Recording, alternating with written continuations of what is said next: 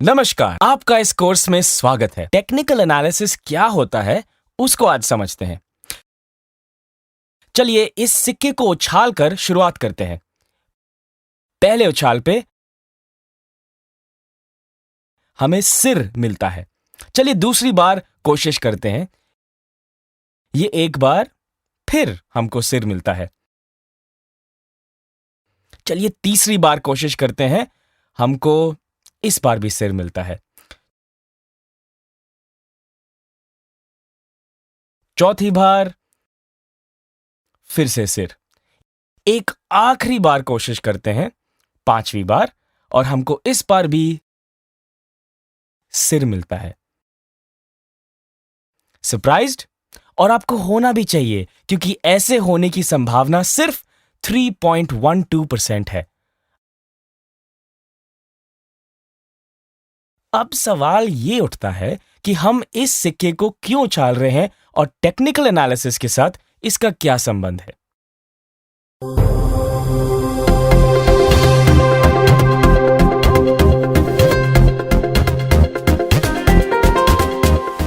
Share market में technical analysis सिर्फ संभावनाओं पर निर्भर है। ये डेटा और पिछले रिकॉर्ड के ऊपर आधारित है। हमें सिर्फ ये समझना है कि हम इसको कैसे यूज करेंगे। इस कोर्स में हम आपको टेक्निकल एनालिसिस की प्राथमिक जानकारी देंगे। टेक्निकल एनालिसिस संभावनाओं पे आधारित है। ये सारा आंकड़ों के ऊपर खेल है। ये उन चीजों पर निर्भर करता है जो आंकड़ों और मैथमेटिकल इक्वेशंस पर है। हम आंकड़ों की चाल और उन चालों के पहले से पहचान कर समझ के उसके ऊपर ट्रेड करते हैं। सिक्कों की उछाल और टेक्निकल एनालिसिस में काफी सिमिलैरिटी है। एक बड़ी उपयोगिता ये है कि टेक्निकल एनालिसिस से हम एक ऑब्जेक्टिव डिसीजन ले सकते हैं, बाकी कोई व्यक्तिगत चीजों की चिंता किए बिना। कैलकुलेशन के थ्रू हमें स्टॉक की संभावना पहले से ही पता होती है कि जब हम सिक्के को उछालते हैं, हमें पहले से ही पता होता है कि उसका संभावना 50-50% है। टेक्निकल एनालिसिस के जरिए हम श्योर हो सकते हैं कि मार्केट किस ओर जाएगी और वो 50% से कई ज्यादा होगी। अब आप बाजार में ट्रेड करते हो और आपका मैथमेटिकल कैलकुलेशन आंकड़ों को प्राथमिकता देते हुए आपको ये जानकारी से पहले ही पता होती है कि आपका सौदे के साथ क्या होगा। इंसानी व्यवहार यानी कि ह्यूमन बिहेवियर टेक्निकल एनालिसिस में यूज होता है। एक बार सोचिए कि स्टॉक कैसे चलता है। निवेशक और ट्रेडर का व्यवहार यहाँ पे जरूरी है। जनरली इंसानी व्यवहार यहाँ पे लालच, डर या इनडिसीजन पे निर्भर करता है। ये ह्यूमन इमोशंस स्टॉक प्राइस में दिखते हैं। टेक्निकल एनालिसिस यही तो करता है। It aims to quantify human emotional behaviour. अब मुझे यहाँ पे एक कन्फेशन करनी पड़ेगी। मैंने आपके साथ थोड़ी सी चीटिंग कर ली। सिक्का जो हमने शुरू में उछाला था वो एक साइड से भारित था। उसकी वजह से सिर्फ 80% टाइम्स हमें सिर मिलता था। अब ये जानने के बाद आप क्या चुनेंगे? जरूर सिर ही तो चुनेंगे ना। अब हम देखेंगे कि ये कॉन्सेप्ट स्टॉक में कैसे अप्लाई होता है। हिस्टोरिकल डेटा के आधार पर आपको एक आकर्षक चीज स्टॉक में दिखेगी। ये स्टॉक हर बार 5% से बढ़ता है और 3% नीचे आ जाता है, और ये चीज बार बार होती रहती है। अगर हम ये चीज चार्ट पे देखें तो कुछ इस तरह दिखेगी। अब आप सोच रहे होंगे कि असली दुनिया में इतना परफेक्ट पैटर्न बार बार कहाँ होता है, लेकिन पैटर्न्स तो होते रहते हैं। अब आखिर में आपको एक लाल डॉट दिख रहा होगा। अब मान लीजिए कि आपको अभी डिसाइड करना है कि आपको खरीदना है ये वाला स्टॉक कि बेचना है। क्या करेंगे आप? जवाब सिंपल सा है, बाय करेंगे, आप खरीदेंगे। अगर हम शॉर्ट में बोले तो टेक्निकल एनालिसिस ये सारी चीजें को देखता है। अब आप प्राइस को चार्ट पे रखेंगे, ट्रेंड्स बनने वाले पैटर्न को देखेंगे और एक ऑब्जेक्टिव डिसीजन ले सकते हैं। और प्राइस इंसानी व्यवहार पर निर्भर भी होता है, तो वो भी इसमें काउंट होगा। नेक्स्ट लेसन में हम फोकस करेंगे इन्हीं ट्रेंड्स पे, लेकिन इस लेसन में हम टेक्निकल एनालिसिस के 3 बड़े अनुमान देखेंगे। पहला अनुमान, इतिहास अपने आप को बार बार दोहराता है। History repeats itself. जब कोई इवेंट बार बार होता है तो एक पैटर्न कहते हैं उसको। अब टेक्निकल एनालिसिस क्या करता है? इन पैटर्न्स को ढूंढता है और प्योर ऐतिहासिक डेटा को देखकर स्टॉक में इन्वेस्ट करता है।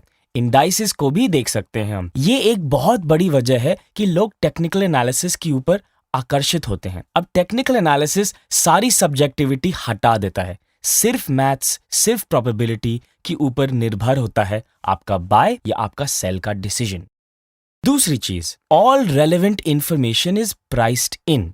इसका क्या मतलब है? हम एक एक्चुअल एग्जांपल ले लेते हैं। निफ्टी जो कि 50 कंपनियों का एक इंडेक्स है, ये उसका 2010 का चार्ट आप देख सकते हैं। 2014 से निफ्टी 62% आगे बढ़ा है, जो कि 5 साल में हुआ है। इसने बहुत अच्छा किया है। ओवरऑल ट्रेंड पॉजिटिव लगता है, लेकिन इसमें पिछले कुछ दिनों में कुछ गिरावट आई है। वो सब ठीक है, लेकिन हमें ये निश्चित करना है कि हम अब क्या करेंगे, बाय करेंगे कि सेल। ये हम एक एग्जाम्पल से निश्चित करेंगे। अगर आरबीआई रेट में बदलाव की घोषणा करेगी, तो हम जानते हैं कि ये घोषणा काफी बदलाव ला सकती है इकोनॉमिक्स पे, यानी कि निफ्टी पे। फंडामेंटल एनालिस्ट्स ये सारा इंफॉर्मेशन लेके डिसाइड करेंगे कि निफ्टी अंडर वैल्यूड होगी या ओवर वैल्यूड होगी, डिपेंडिंग ऑन आरबीआई का अनाउंसमेंट। दूसरी ओर टेक्निकल एनालिस्ट्स ये सब नहीं देखेगा, वो सिर्फ देखेगा कि प्राइस में क्या हो रहा है। अगर प्राइस बढ़ता है या गिरता है, उसके हिसाब से एक डिसीजन वो लेगा।